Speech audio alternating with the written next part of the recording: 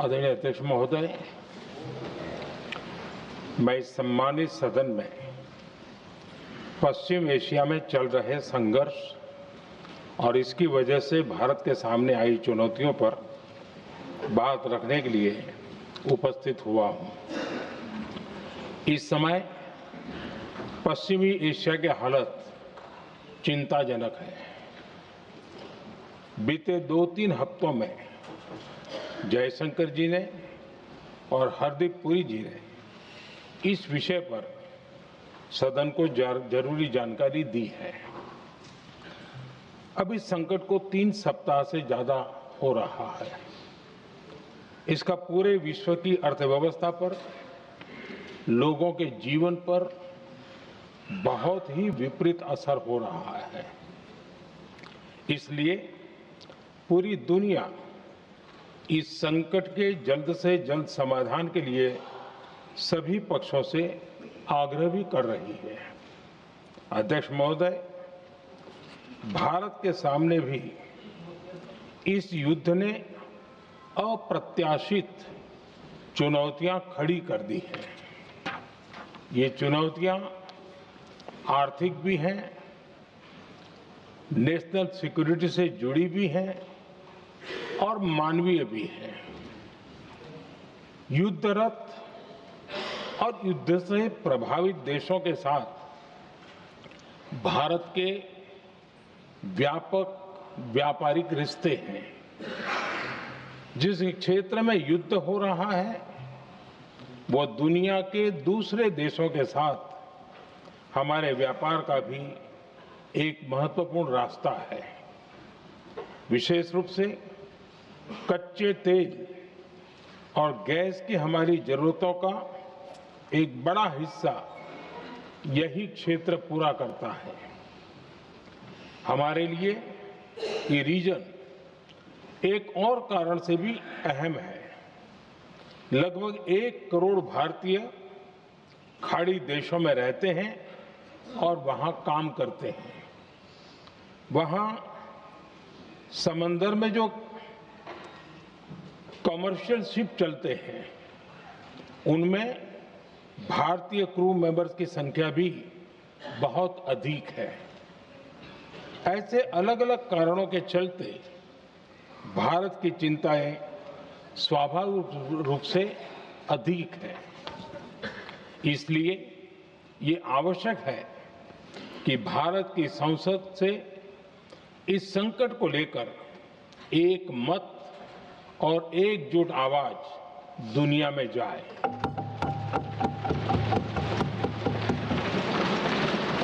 अध्यक्ष जी, जब से ये युद्ध शुरू हुआ है तब से ही प्रभावित देशों में हर भारतीय को जरूरी मदद दी जा रही है। मैंने खुद पश्चिम एशिया के ज्यादातर देशों के राष्ट्राध्यक्षों के साथ 2 राउंड फोन पर बात की है। सभी ने भारतीयों की सुरक्षा का पूरा आश्वासन दिया है। दुर्भाग्य से इस दौरान कुछ लोगों की दुखद मृत्यु हुई है और कुछ घायल हुए हैं। ऐसे मुश्किल हालात में परिवारजनों को आवश्यक मदद दी जा रही है। जो घायल है उनका बेहतर इलाज सुनिश्चित कराया जा रहा है। अध्यक्ष जी, प्रभावित देशों में हमारे जितने भी मिशन हैं वो निरंतर भारतीयों की मदद करने में जुटे हैं। वहां काम करने वाले भारतीय हो या फिर जो टूरिस्ट वहां गए हैं, सभी को हर संभव मदद दी जा रही है। हमारे मिशन नियमित रूप से एडवाइजरी जारी कर रहे हैं। यहां भारत में और अन्य प्रभावित देशों में 24/7 कंट्रोल रूम और आपातकालीन हेल्पलाइन स्थापित की गई है। इनके माध्यम से सभी प्रभावितों को त्वरित जानकारी दी जा रही है। अध्यक्ष जी, संकट की स्थिति में देश विदेश में भारतीयों की सुरक्षा हमारी बहुत बड़ी प्राथमिकता रही है। युद्ध शुरू होने के बाद से लेकर अब तक 3,75,000 से अधिक भारतीय सुरक्षित भारत लौट चुके हैं। ईरान से ही अभी तक लगभग 1,000 भारतीय सुरक्षित वापस लौटे हैं। इनमें 700 से अधिक मेडिकल की पढ़ाई करने वाले युवा हैं। खाड़ी देशों में भारतीय स्कूलों में हजारों विद्यार्थी पढ़ते हैं। सीबीएसई ने ऐसे सभी भारतीय स्कूलों में होने वाली कक्षा 10वीं और 12वीं की निर्धारित परीक्षाओं को रद्द कर दिया है। इन बच्चों की पढ़ाई निर्बाध चलती रहे, इसके लिए सीबीएसई उचित कदम उठा रही है। यानी सरकार संवेदनशील भी है, सतर्क भी है और हर सहायता के लिए तत्पर भी है। माननीय अध्यक्ष जी, भारत में बड़ी मात्रा में कच्चा तेल, गैस और फर्टिलाइजर जैसी अनेक जरूरी चीजें हॉर्मुज स्ट्रेट के रास्ते से आती हैं। युद्ध के बाद से ही हॉर्मुज स्ट्रेट में जहाजों का आना जाना बहुत चुनौतीपूर्ण हो गया है। बावजूद इसके हमारी सरकार का ये प्रयास रहा है कि पेट्रोल, डीजल और गैस की सप्लाई बहुत ज्यादा प्रभावित न हो। देश के सामान्य परिवारों को परेशानी भी कम से कम हो, इस पर हमारा फोकस रहा है। हम सभी जानते हैं, देश अपनी जरूरत की 60% एलपीजी आयात करता है। इसकी सप्लाई में अनिश्चितता के कारण सरकार ने एलपीजी के डोमेस्टिक उपयोग को प्राथमिकता दी है। साथ ही एलपीजी के देश में ही उत्पादन को भी बढ़ाया जा रहा है। पेट्रोल, डीजल की सप्लाई पूरे देश में सुचारू रूप से होती रहे, इस पर भी लगातार काम किया गया है। अध्यक्ष जी, आज की इन परिस्थितियों में एनर्जी सिक्योरिटी को लेकर बीते एक दशक में उठाए गए कदम और भी प्रासंगिक हो गए हैं। भारत ने बीते 11 वर्षों में अपनी एनर्जी इंपोर्ट का डाइवर्सिफिकेशन किया है। पहले क्रूड ऑयल, एलएनजी, एलपीजी ऐसी एनर्जी जरूरतों के लिए 27 देशों से इंपोर्ट किया जाता था। वहीं आज भारत 41 देशों से एनर्जी इंपोर्ट करता है। अध्यक्ष जी, बीते दशक में भारत ने संकट के ऐसे ही समय के लिए कच्चे तेल के भंडारण को भी प्राथमिकता दी है। आज भारत के पास 53 लाख मीट्रिक टन से अधिक का स्ट्रेटेजिक पेट्रोलियम रिजर्व है और 65 लाख मीट्रिक टन से अधिक के रिजर्व की व्यवस्था पर देश काम कर रहा है। हमारी तेल कंपनियों के पास जो रिजर्व रहता है वो अलग है। बीते 11 वर्षों में हमारी रिफाइनिंग कैपेसिटी में भी उल्लेखनीय वृद्धि हुई है। अध्यक्ष जी, सरकार अलग अलग देशों के सप्लायर्स के साथ भी लगातार संपर्क में है। प्रयास ये है कि जहां से संभव हो वहां से तेल और गैस की सप्लाई होती रहे। भारत सरकार गल्फ और आसपास के शिपिंग रूट्स पर निरंतर नजर बनाए हुए है। हमारा प्रयास है कि तेल हो, गैस हो, फर्टिलाइजर हो, ऐसे हर जरूरी सामान से जुड़े जहाज भारत तक सुरक्षित पहुंचे। हम अपने सभी वैश्विक सहयोगियों के साथ निरंतर संवाद कर रहे हैं ताकि हमारे मैरीटाइम कॉरिडोर सुरक्षित रहे।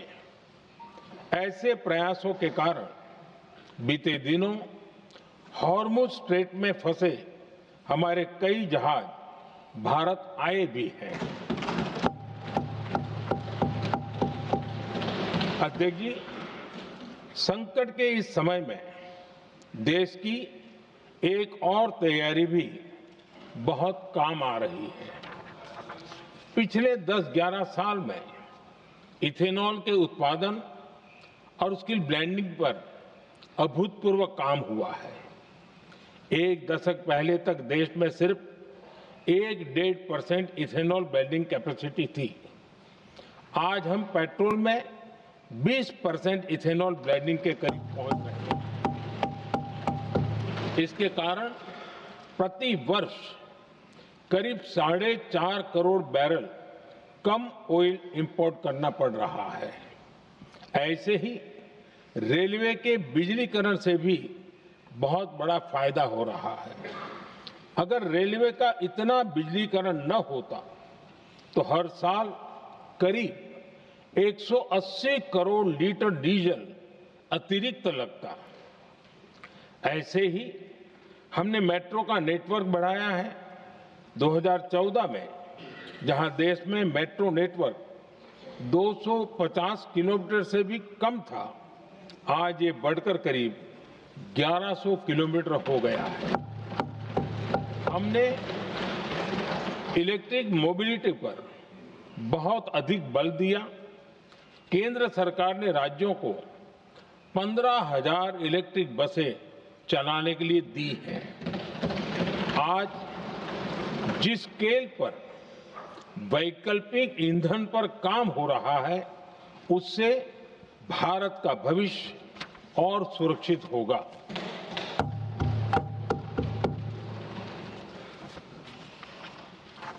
आदरणीय अध्यक्ष जी, हम जानते हैं कि एनर्जी आज इकोनॉमी की रीढ़ है और ग्लोबल एनर्जी नीड्स को पूरा करने वाला एक बड़ा सोर्स वेस्ट एशिया है। स्वाभाविक है कि दुनिया भर की अर्थव्यवस्था वर्तमान संकट से प्रभावित हो रही है और भारत पर इसका कम से कम दुष्प्रभाव हो, इसके लिए निरंतर प्रयास किए जा रहे हैं। सरकार इसके शॉर्ट टर्म, मीडियम टर्म और लॉन्ग टर्म ऐसे हर असर के लिए एक रणनीति के साथ काम कर रही है। आज भारत की इकोनॉमी के फंडामेंटल्स मजबूत है। इससे भी देश को बहुत मदद मिली है। हम हर सेक्टर के स्टेक होल्डर्स के साथ चर्चा कर रहे हैं। जहां भी जरूरत है उस सेक्टर को आवश्यक सपोर्ट दिया जा रहा है। भारत सरकार ने एक इंटर मिनिस्ट्रियल ग्रुप भी बनाया है। ये ग्रुप हर रोज मिलता है और हमारे इंपोर्ट एक्सपोर्ट में आने वाली हर दिक्कत का आकलन करता है और ये ग्रुप आवश्यक समाधान पर भी निरंतर काम करता है। मुझे पूरा भरोसा है कि सरकार और इंडस्ट्री के साझा प्रयासों से हम परिस्थितियों का बेहतर सामना कर पाएंगे। माननीय अध्यक्ष जी, एक बड़ा सवाल ये है कि युद्ध का खेती पर क्या प्रभाव होगा। देश के किसानों ने हमारे अन्न के भंडार भर रखे हैं, इसलिए भारत के पास पर्याप्त खाद्यान्न है। हमारा ये भी प्रयास है कि खरीफ सीजन की ठीक से बुआई हो सके। सरकार ने बीते सालों में आपात स्थिति से निपटने के लिए खाद की पर्याप्त व्यवस्था भी की है। अतीत में भी हमारी सरकार ने दुनिया के संकटों का बोझ किसानों पर नहीं पड़ने दिया था। कोरोना और उस समय के युद्धों के दौरान उस समय भी ग्लोबल सप्लाई चेन में डिस्ट्रप्शन आ गई थी। दुनिया के बाजार में यूरिया की एक बोरी 3,000 रुपये तक पहुंच गई, लेकिन भारत के किसानों को वही बोरी 300 रुपये से भी कम कीमत में उपलब्ध कराई गई। अध्यक्ष जी, देश के किसानों को इस प्रकार के संकटों से बचाने के लिए भी बीते वर्षों में अनेक कदम उठाए गए हैं। पिछले एक दशक में देश में 6 यूरिया प्लांट शुरू किए गए हैं। इससे सालाना 76 लाख मैट्रिक टन से अधिक की यूरिया प्रोडक्शन कैपेसिटी जुड़ी है। इस दौरान डीएपी और एनपीकेएस जैसी खाद का घरेलू उत्पादन भी करीब 50 लाख मैट्रिक टन बढ़ाया गया है। इतना ही नहीं, तेल और गैस की तरह खाद के आयात को भी डाइवर्सिफाई किया गया है। ऐसे ही डीएपी और एनपीके के आयात के लिए भी हमने अपने विकल्पों को विस्तार किया है। अध्यक्ष जी, सरकार ने देश के किसानों को made in India nano urea का विकल्प भी दिया है। सरकार किसानों को प्राकृतिक खेती के लिए भी प्रोत्साहित कर रही है। पीएम कुसुम योजना के तहत किसानों को 22 लाख से ज्यादा सोलर पंप दिए गए हैं। इससे भी डीजल पर उनकी निर्भरता कम हुई है। मैं सदन के माध्यम से देश के किसानों को विश्वास दिलाता हूं कि सरकार किसानों की हर संभव मदद करती रहेगी। आदरणीय अध्यक्ष जी, युद्ध का एक बहुत बड़ा चैलेंज ये भी है कि भारत में गर्मी का मौसम शुरू हो रहा है।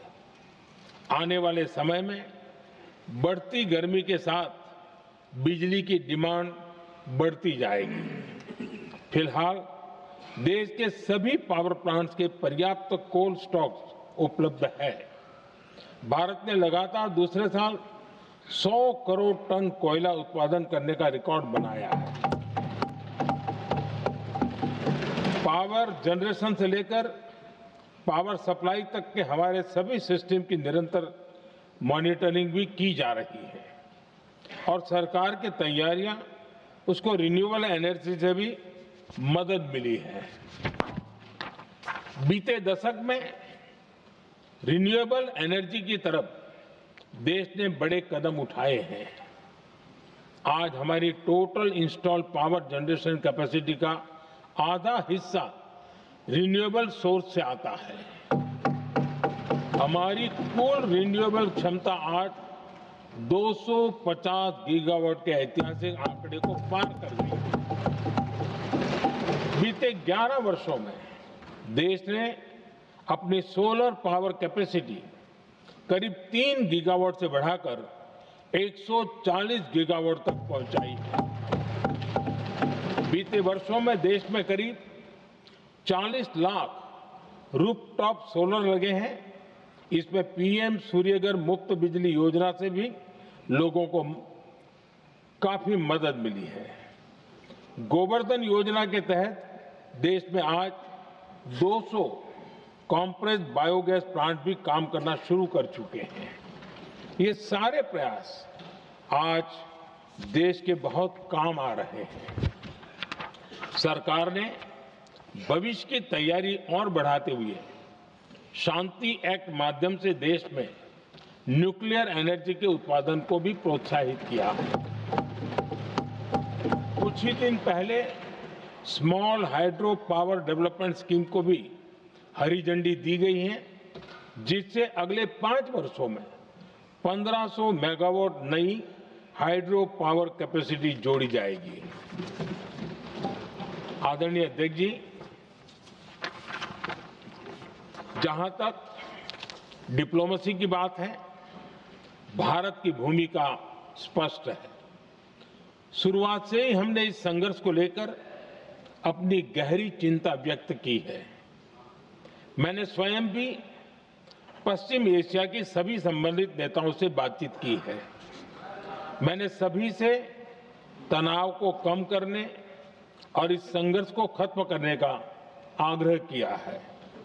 भारत ने नागरिकों, एनर्जी और ट्रांसपोर्ट से जुड़े इंफ्रास्ट्रक्चर पर हमलों का विरोध किया है।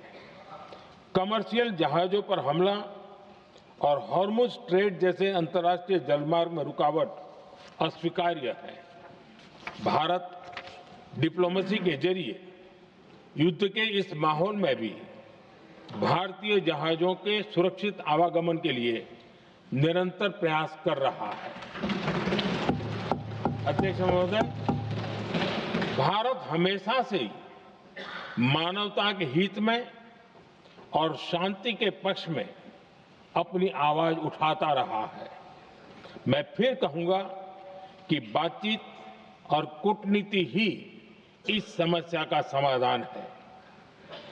हमारे हर प्रयास तनाव को कम करने, इस संघर्ष को समाप्त करने के लिए है। इस युद्ध में किसी के भी जीवन पर संकट मानवता के हित में नहीं है। इसलिए भारत का प्रयास सभी पक्षों को जल्द से जल्द शांतिपूर्ण समाधान के लिए प्रोत्साहित करने का है। अध्यक्ष जी, जब ऐसे संकट आते हैं तो कुछ तत्व इसका गलत फायदा उठाने की कोशिश भी करते हैं। इसलिए कानून व्यवस्था सुनिश्चित करने वाली सभी एजेंसियों को अलर्ट पर रखा गया है। कोस्टल सिक्योरिटी हो, बॉर्डर सिक्योरिटी हो, साइबर सिक्योरिटी हो, स्ट्रेटेजिक इंस्टॉलेशंस हो, सबकी सुरक्षा को और मजबूत किया जा रहा है।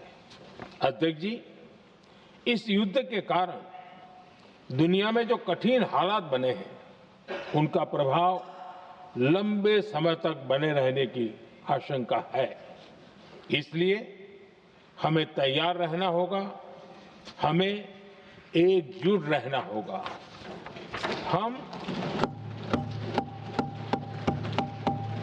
हम कोरोना के समय भी एकजुटता से ऐसी चुनौतियों का सामना कर चुके हैं। अब हमें फिर से उसी तरह तैयार रहने की आवश्यकता है।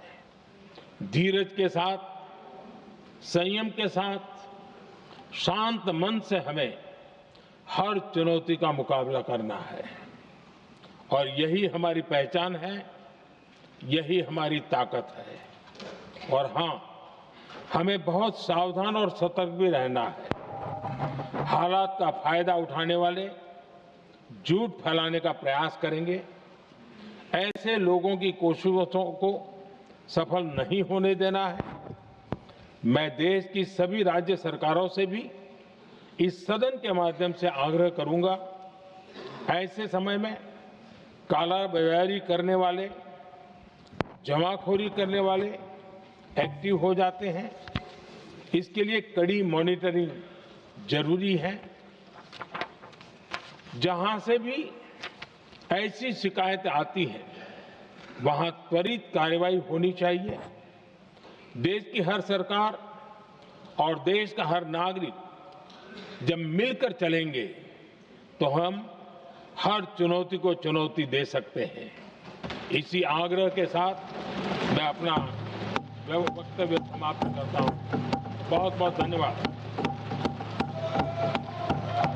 माननीय सदस्यगण, जिन्हें आज अपना नियम 377 के अधीन मामले उठाने हैं, वो व्यक्तिगत रूप से सभा पटल पर अपना प्रस्तुत पटल पर रख सकते हैं। आइटम नंबर 15 वित्त विधेयक 2026। माननीय वित्त मंत्री जी।